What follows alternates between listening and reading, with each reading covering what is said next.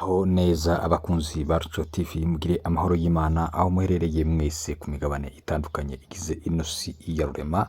Abumva ururimi dukoresha mwese turabaramukije tubifuriza kugira igitondo ciza cyangwa igicamunsi ciza bitewe naho muhereye cyangwa umugabane muherereyemo, abari muri Afurika, bari muri Europe, abari muri Amerika, abari muri Aziya ndetse na Oceania.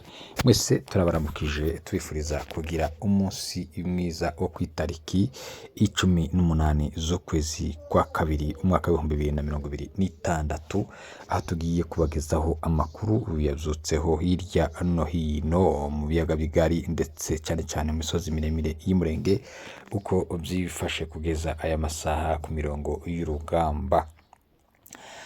Turaramutsa cyane abantu bari muri Nord Kivu batwumva, abantu bari mu Rwanda badukurikirana, abantu bari Burundi badukurikirana, abantu bari mu misozi miremire y'umurenge hariya mu Minembwe ndetse no mu nkengero zayo, mwese mudukurikirana mwese turabaramukije rwose, twifuriza gukomeza kugira ibihe byiza ndetse no kwihanganira ibihe murimo bigoye bitoroheje rwose, ibihe by'intambara bimaze imyaka bibari hejuru.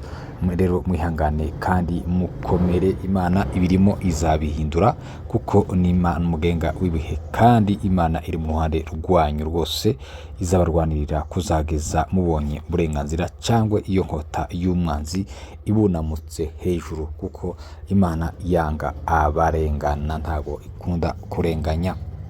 Rero uyu munsi reka tubagezeho ingingo z'ingenzi z'amakuru tugiye kubagezaho. Turababwira uko imurenge byifashe, turakubitira mu mujyi wa Baraka tubabwire uko bimeze kugeza aya masaha, kuko biravuga ko hari inkomeri nyinshi cyane zuzuye amakamyo abiri zashitse hariya Baraka ndetse n'intumbi nyinshi cyane.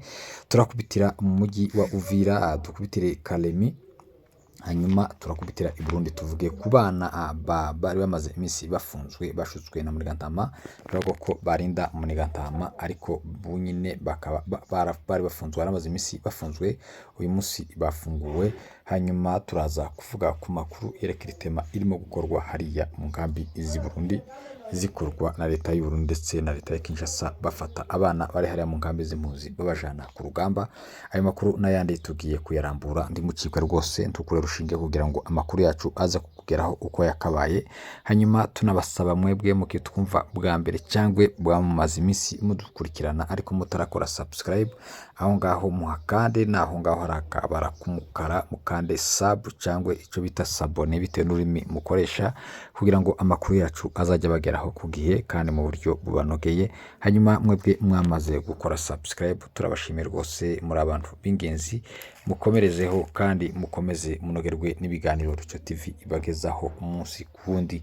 Hanyuma muri studio mukaba muri kumwe na Runezerwa Eric, ibisanzwe niwe mugiye kubana mwanya w'amakuru. Amakuru yacu reka tuyahereye hariya muri Plateau. Uyu munsi ni tariki 18 z'ukwezi kwa kabiri umwaka w'2026. Uyu munsi murabizi ko ari umunsi wo guhagarika imbunda zose ku mpande zose, mu rwego kugira ngo ubarizwe ico bise cessez-le-feu. Iyo cessez-le-feu yagiye ivugwa kenshi cyane, ikubahirizwa mu bindi bice bitandukanye, ibice iyo bya Nord Kivu, iyo za Kalehe, za Mwenga, za Hehe bikubahirizwa, ariko cessez-le-feu ntabwo turabona yubahirizwa hariya muri Plateau, kuko ho hakomeje haba intambara z'urudaca, mu gihe abandi bari mu gahenge, gihe abandi barimo kubereza cessez-le-feu, ariko hariya ho leta ya Kinshasa igakomeza ikashora ibitero byinshi kandi by'uburyo bwose, byaba ari ibitero byo hasi ndetse n'iby'indege, ukagira ngo ho wenda cessez-le-feu cyangwa bo ntibava amaraso cyangwa bo ntibapfusha ntibapfa, ukagira ngo ho bireba abandi ibo ntibibareba, n'ahantu wagira ngo haravumwe. Leta ya Kinshasa yarahavumye kugira ngo ihamare, iharimbure, ihice, mu gihe abandi bari mu mahoro, yagahenge k'amahoro, mu gihe abandi barimo gusinzira, hariya ho agakomeza akahashora ibitero by'indege ndetse n'ibitero byo hasi, bimwe bikakaye bikoreshwa intwaro zikomeye cyane, kandi ibyo bitero byose akabigaba mu baturage atitaye ngo aba ni bande, akarasa abagore, akarasa abana, akica abakecuru, akica abasaza. Ibyo ngibyo byagiye biba. Rero uyu munsi biravuga ko bahagarika intambara mu bice byose bya Kongo birimo intambara, ngo ntibongere kuvuga amasasu, ariko mu Minembwe hose ko bimeze rwose, kuko kugeza n'aya masaha ibitero ko birazamuka umunsi ku wundi, haba mu bitero biturutse za Rugezi, ibitero binyuze hariya kwa Murima biserukira kuri Pwenzero, ibitero biva za Munanira hariya ku Ndondo, ibitero biva za Rurenge, impande zose ko birazamuka rwose kugira ngo bize gufatiranya muri iki gihe abandi bacecetse, ibyo bikomeze bigabe ibitero hariya mu Minembwe ndetse no mu nkengero zayo. Ibyo ni ibintu bibabaje cyane bitameze neza. Mu gihe ahandi imirwano yari imaze iminsi ihagaze, hariya n'ejo hiriwe havuga intwaro zikomeye cyane hariya za Bicumbi ndetse na za Nyiramabuguma na za Mutunda, hariya aho bahashinze intwaro zikomeye, aho zirimo gusheringa mu baturage hariya za Karingi ndetse na za Bitegu, za Ruemba na za Karongi. Imihana ikaba yarahiye, abaturage bakaba barahunze, mu gihe abandi bari muri CCLF. Iyi CCLF yagiye itangazwa kenshi cyane, ikubahirizwa mu bice bimwe, ariko leta ya Kinshasa ntiyigeze iyubahiriza habe n'umunsi umwe, kuko ingabo za AFC twirwaneho ndetse na M23 bagiye bubahiriza CCLF, ndetse bakava no mu bice bari barimo bakabivamo kugira ngo bubahiriza ku gahenge k'amahoro.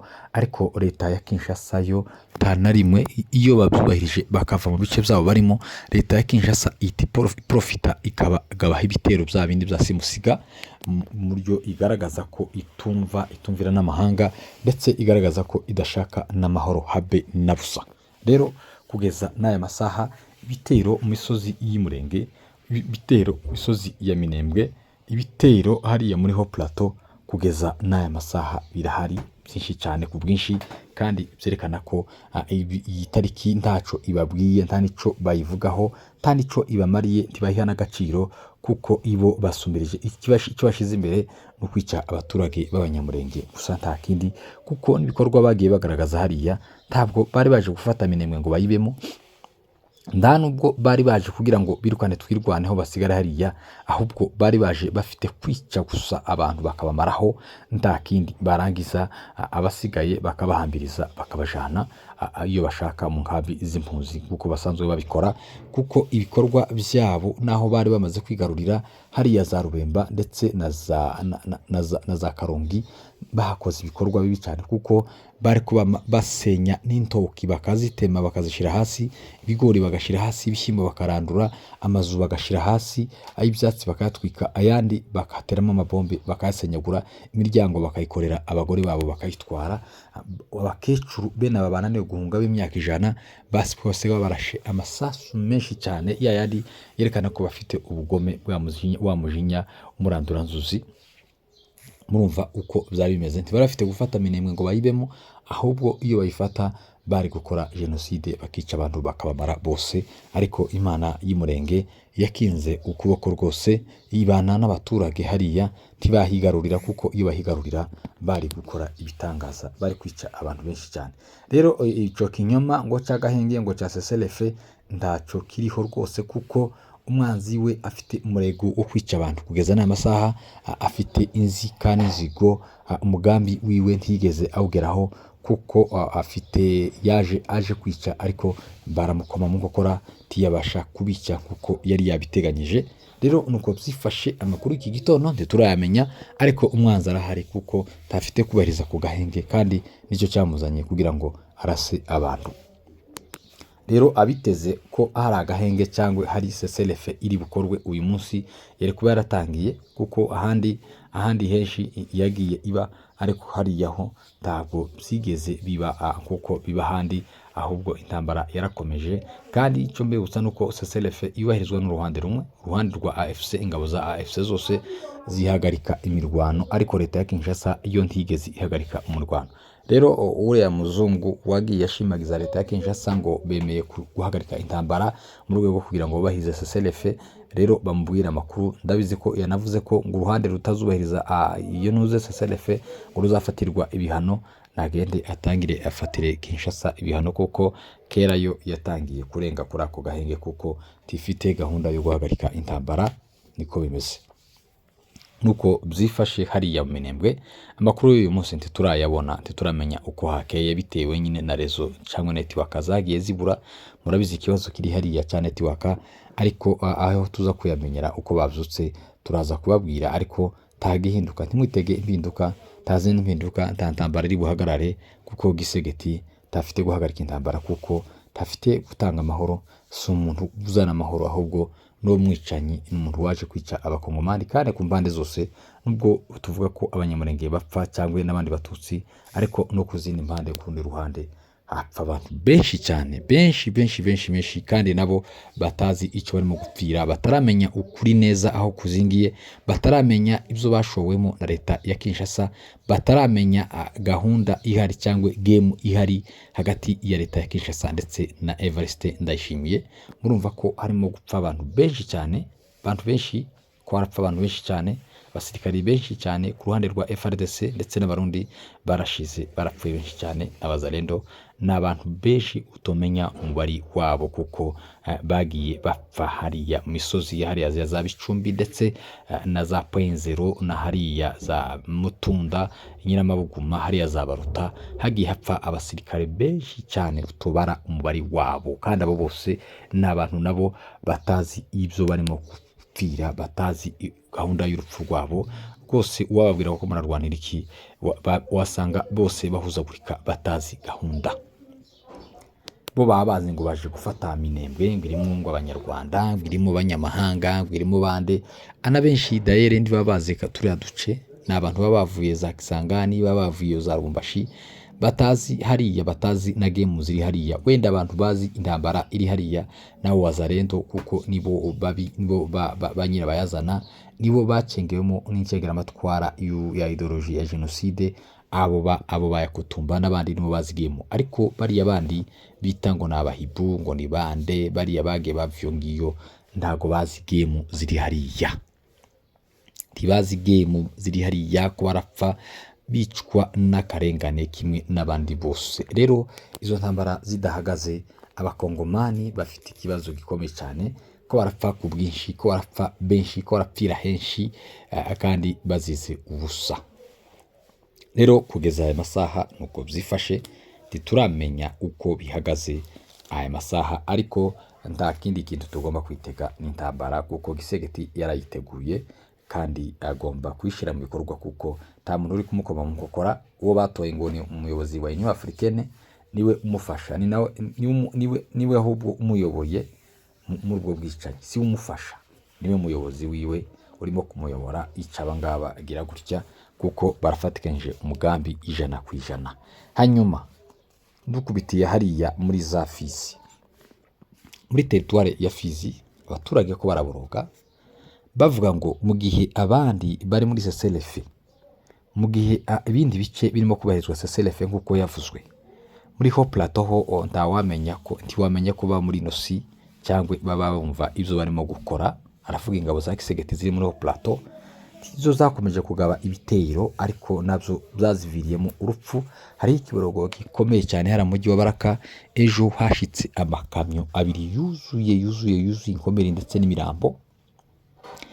None iyi CCLF kwirakora iki, imaze iki, ko abana bacu bashiriye hariya muri Haut Plateau? Ibintu bimeze gute koko abantu bashize kandi bari muri CCLF?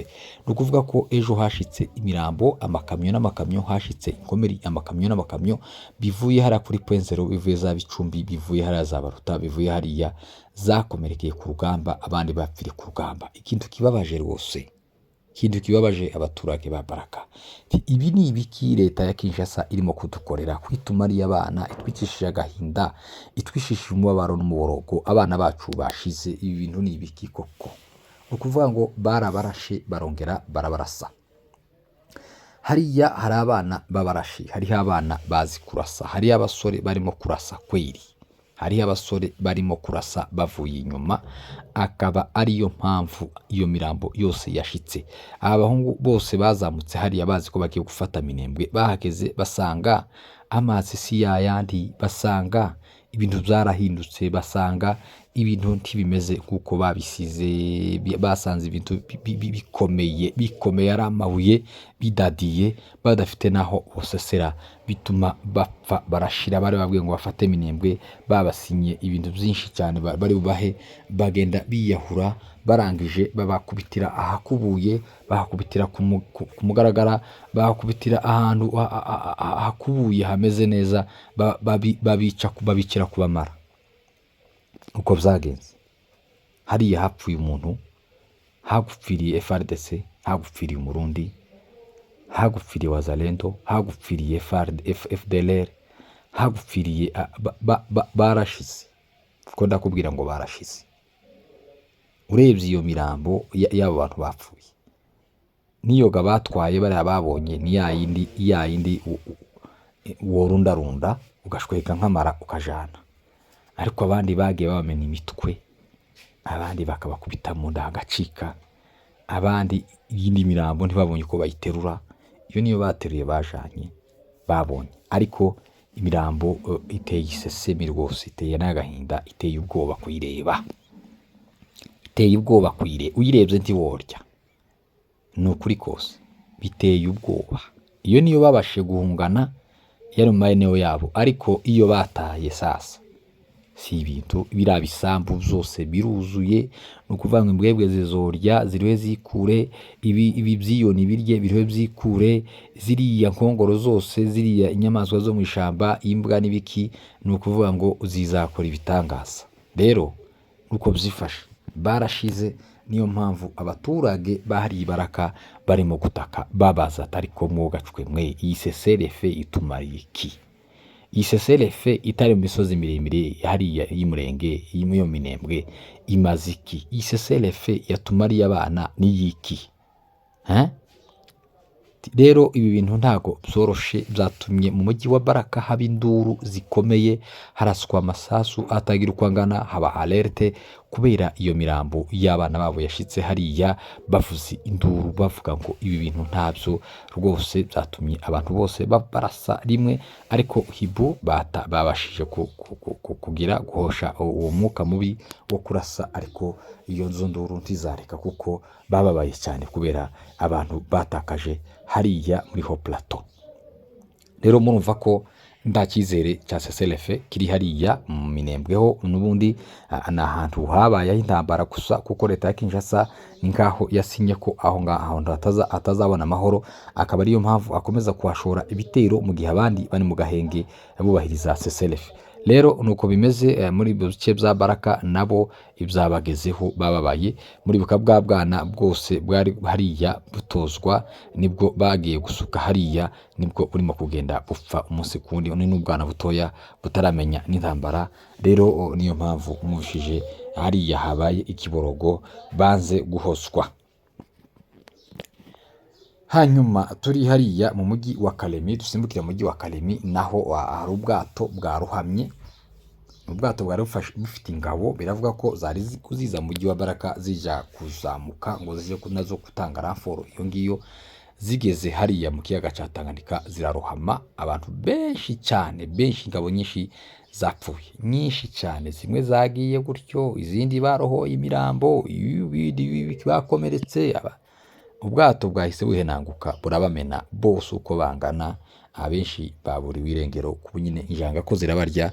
Abandi nabo bapfuye, imirambo yabonetse, abandi bakomeretse. Ariko abenshi nababuriwe irengero muri ubwo bwato. Murumva ko baturitswe impande zose. Abantu kuriya umugambi, iyo mufite umugambi mu bintu ntabwo bahira.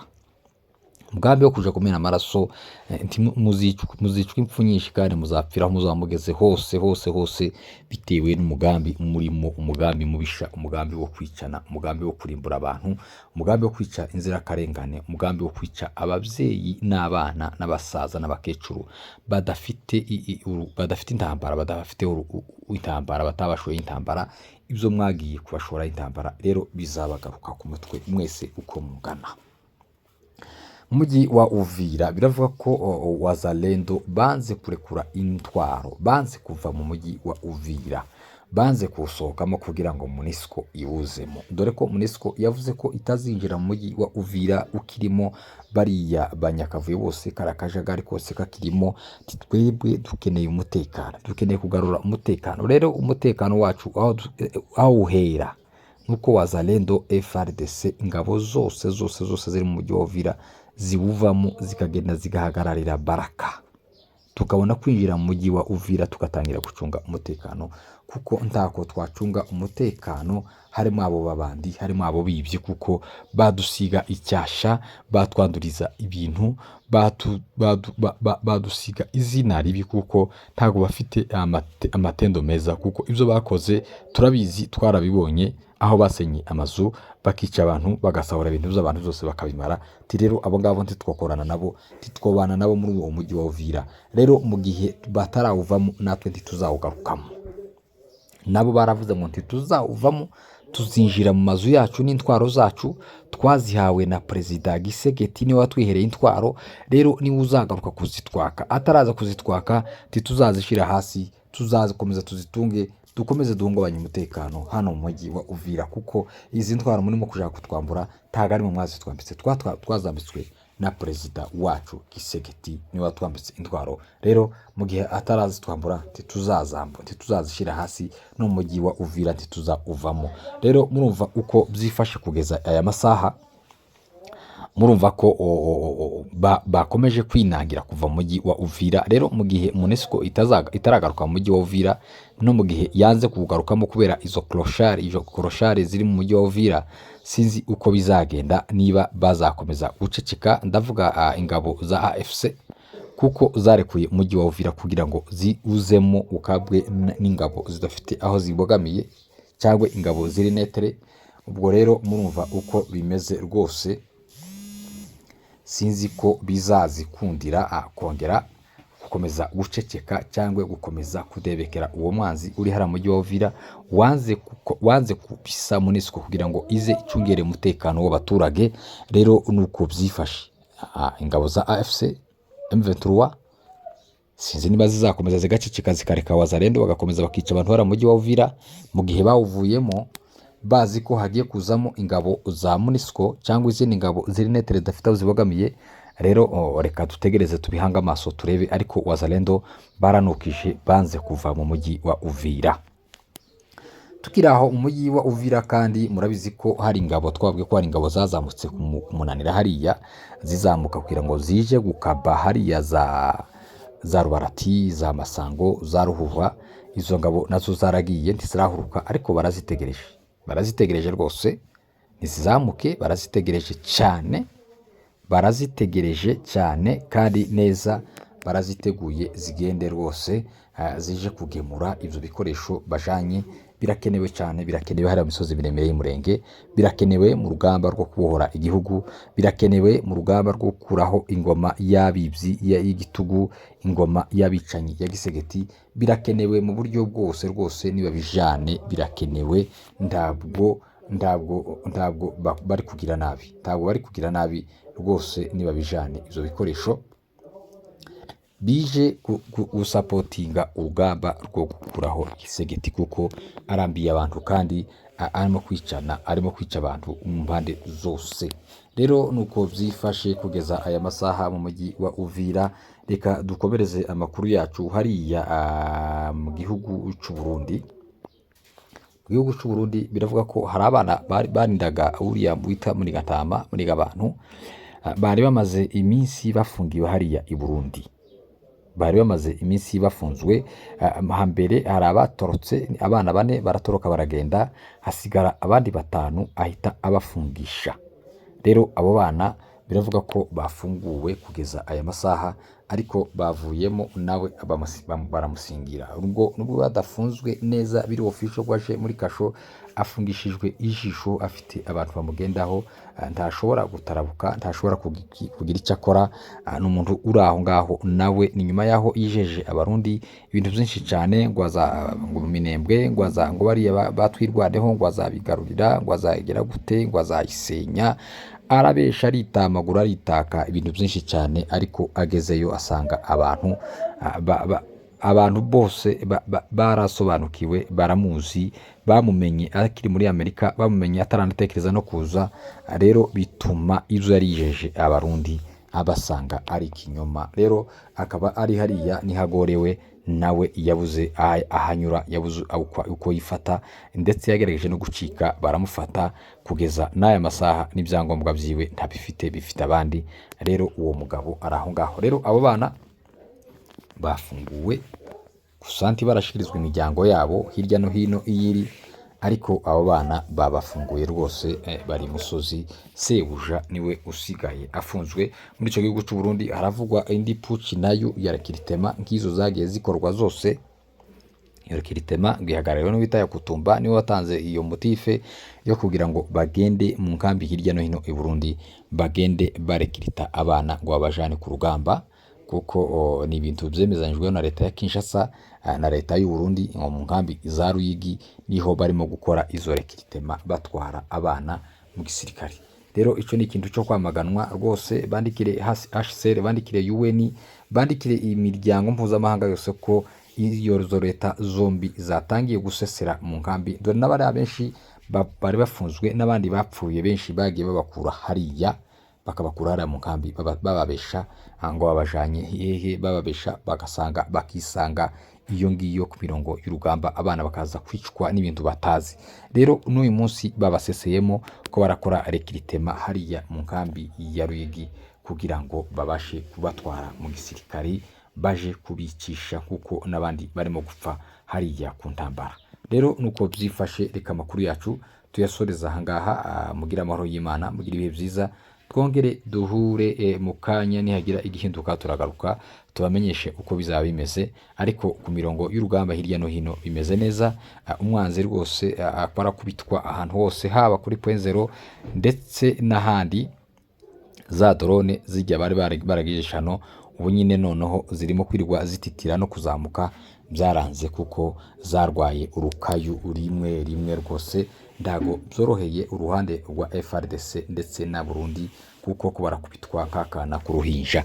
Nuko byifashe rwose. Abaturage muhumure, abaturage mugira ibyiringiro ndetse n'icyizere ko Imana igiye gukora imirimo, igiye kwitamburura muri iyi minsi, igiye gukora imirimo n'ibitangaza. Nubwo leta ya Kinshasa ikomeje kurwanya CCLF, ariko ibyo izakora byose uko izaza kose, abasore bariteguye kuyakira. Haba CCLF bo bariteguye, haba kurwana n'ubundi nabo bariteguye, nta kintu na kimwe batiteguyemo. Mugira ibihe byiza.